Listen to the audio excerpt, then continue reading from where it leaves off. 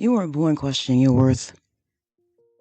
You weren't born believing something was wrong with your face, your voice, your body, your needs, your softness, your sensitivity, your presence, or the way you move throughout the world. You were not born looking for proof that you mattered. Somewhere along the way, something taught you to. Maybe it was a word. Maybe it was laughter. Maybe it was silence.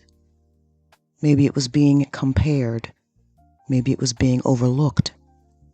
Maybe it was being teased before you knew how to protect your own reflection. And maybe the person who said it moved on.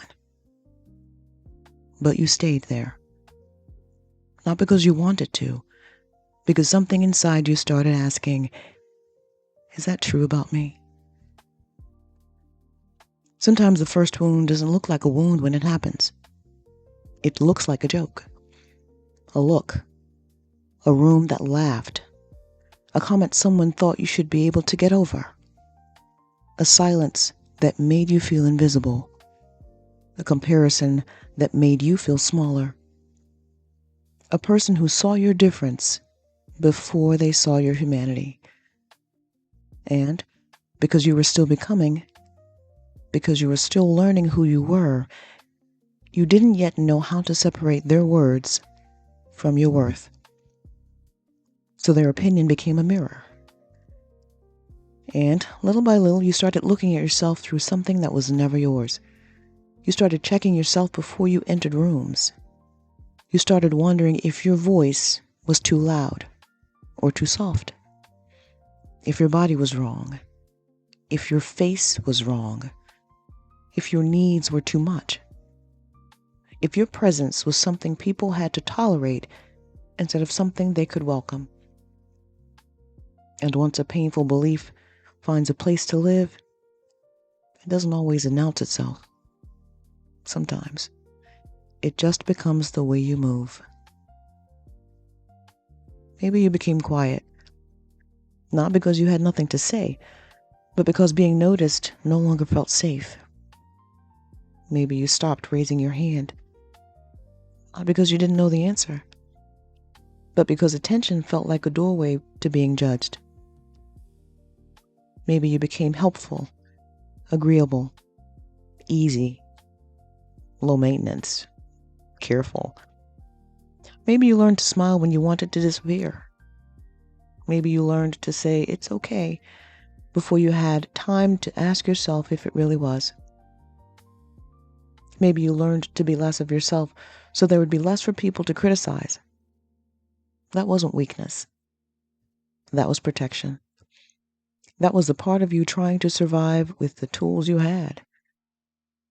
But because survival becomes heavy when you never get to ask, who was I before I started protecting myself from being seen?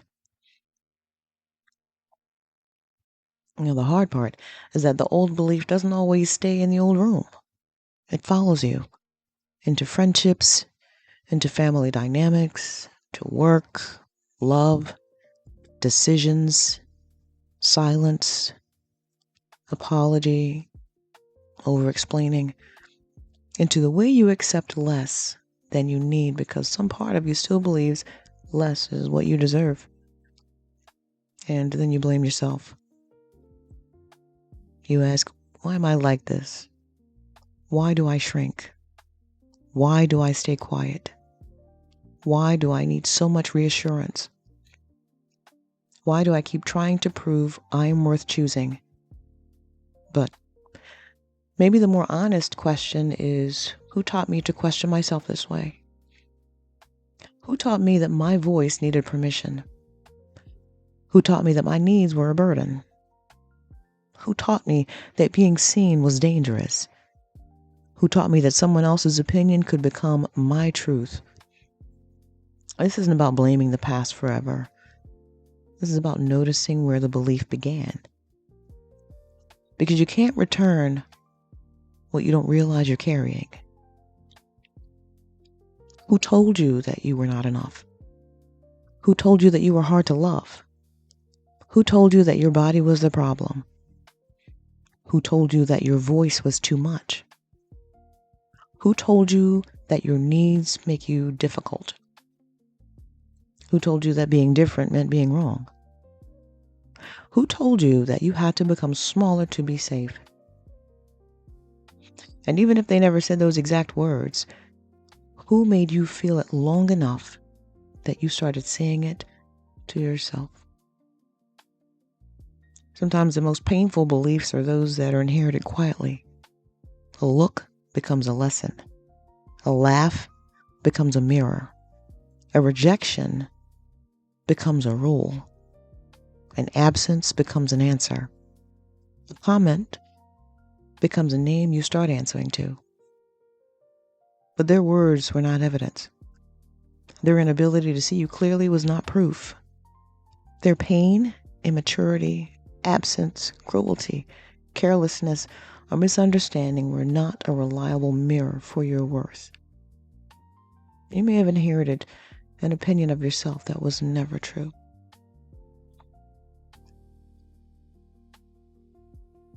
So it's not time to return. Coming back to yourself doesn't always begin with confidence. Sometimes it begins with one honest question. Is this belief mine? Is this what I truly know about myself?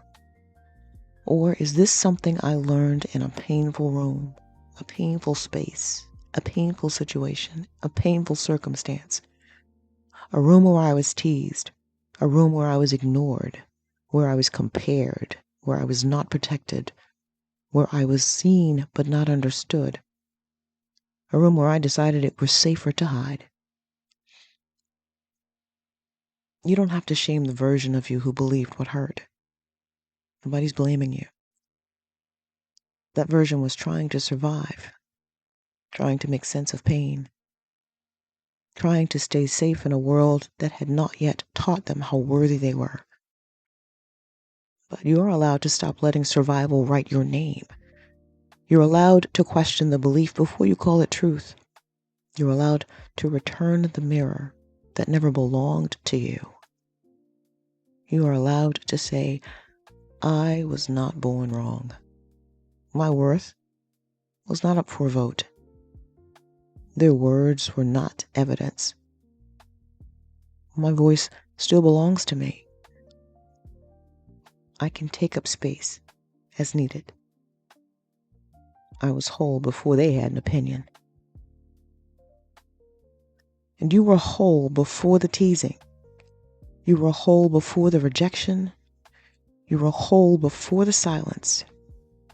You were whole before the comparison.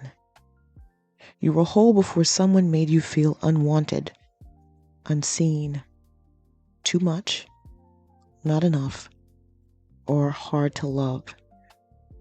You were whole before pain became your mirror.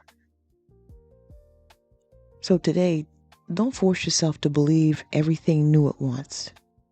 That might be overwhelming. Start small. Ask, who told me this? When did I start believing it? What part of me did I leave behind because of it? And what truth can I give back to myself today? That's a way back. One honest question. One borrowed belief returned. One small step toward the person you were before the pain convinced you to disappear.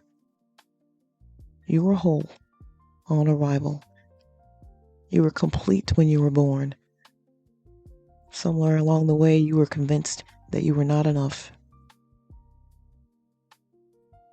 Take your time and come back. Start today. The real you is waiting.